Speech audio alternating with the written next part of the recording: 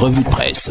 Revue de presse spéciale, madame, monsieur, bienvenue sur ITFM 103 et Cam News 24 émettant depuis Garoua. L'autre hebdomadaire d'Icalo à l'entame, Jacques Famdongo, l'URDPC n'a pas besoin d'un congrès pour désigner son candidat. Pour le secrétaire à la communication du comité central du parti au pouvoir, les textes de cette formation politique sont clairs. La candidature de Paul Biya à la prochaine élection présidentielle ne souffre d'aucune contestation. Élection présidentielle donc, divergence autour d'une candidature. La prudence du ministre de la Communication, porte-parole du gouvernement René Emmanuel Sadi, se heurte à la position tranchée de Jacques Famdongo, le secrétaire à la communication du comité central du Rassemblement démocratique du peuple camerounais.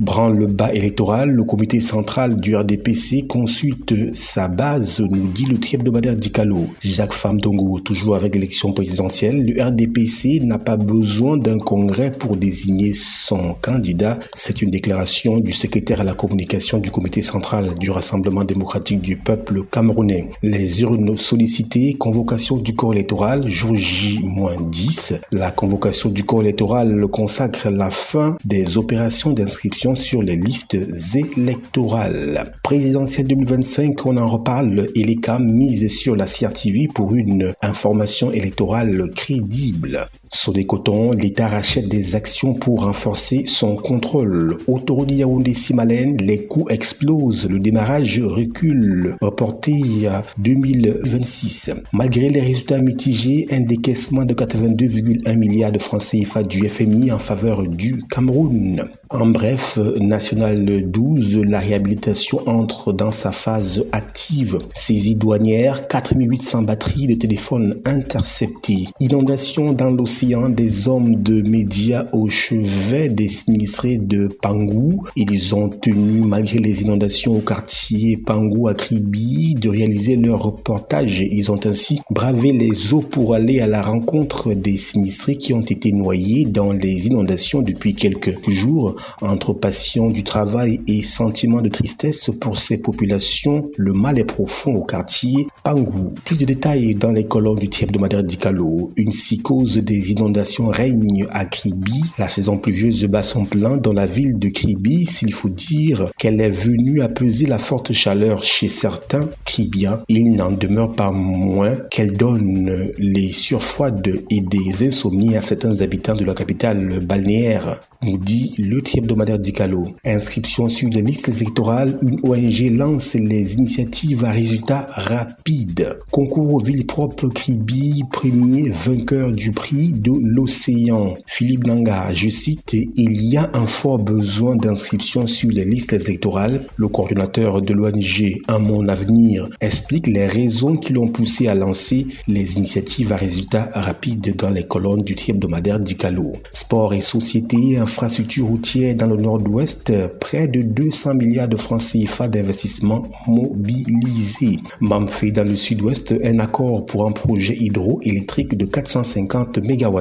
À l'international, Tchad, le journaliste Olivier Monodi libéré après 4 mois de détention. Europe, la Bulgarie devient le 21e pays à adhérer à l'euro. République centrafricaine, les examens vont reprendre dans un centre délocalisé. Voilà pour ce qui est du hebdomadaire d'Icalo. Place à présent à Challenge Hebdo. Challenge Hebdo à la une, René Emmanuel Sadi, Paul Biya a un style qui lui est propre. Le ministre de la Communication, porte-parole du gouvernement, commente la dernière actualité dans une interview vérité sur Radio France Internationale. À quelques jours de la convocation du corps électoral, la société civile lance l'opération Initiative à résultats rapides. Philippe Nanga, de nombreuses personnes s'inscrivent pour la première fois. René Emmanuel Sadi, nous vous disions, Paul Biya tient le gouvernail. Déclaration du ministre de la Communication sur les antennes de Radio France Internationale réagissant à l'actualité. Orange et MTN, 2,6 milliards de francs CFA d'amende pour services défaillants. Festival Banane Planteur, on prépare la 4e édition. Dons et greffe biologique humain, le ministre Manaouda Malachi a défendu un projet de loi. Le ministre de la Santé publique, le docteur Manaouda Malachi, a présenté un projet de loi sur le don, le prélèvement et la greffe de matériel biologique humain devant la Chambre haute du Parlement. Ce texte vise à encadrer de manière rigoureuse et éthique le processus de don de tissus, de cellules et d'organes d'origine humaine. Toujours avec Challenge Hebdo, hôpital régional d'Ebolova, la chirurgie gynécologique au cœur de vastes campagnes gratuites.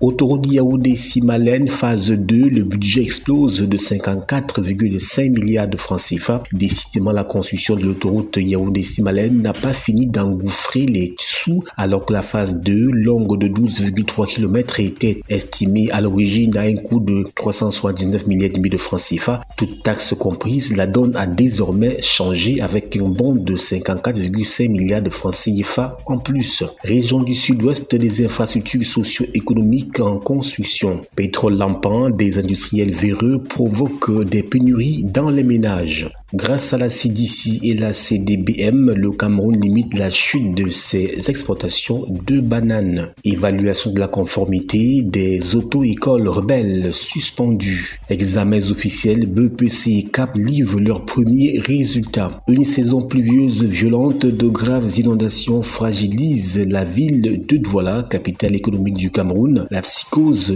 des inondations est de rigueur. Disparition présumée des sexes, source de violence et de justice, une grosse plaisanterie qui inquiète. Fabrication des engrais biologiques, une formation pour une agriculture durable. Sport CAN féminine au Maroc, la campagne Moving Africa Forward honore les femmes. Transfert William Nathan portera les couleurs du canon sportif de Yaoundé. International Canada, les arnaques au visa canadien se multiplient sur le continent africain. Challenge Hebdo nous fait également savoir du côté du Kenya, au moins 10 personnes tuées lors des manifestations. C'est tout pour la revue de presse spéciale sur ITFM 103 et Cam News 24 émettant depuis Garoua, offerte par MBF Media Productions.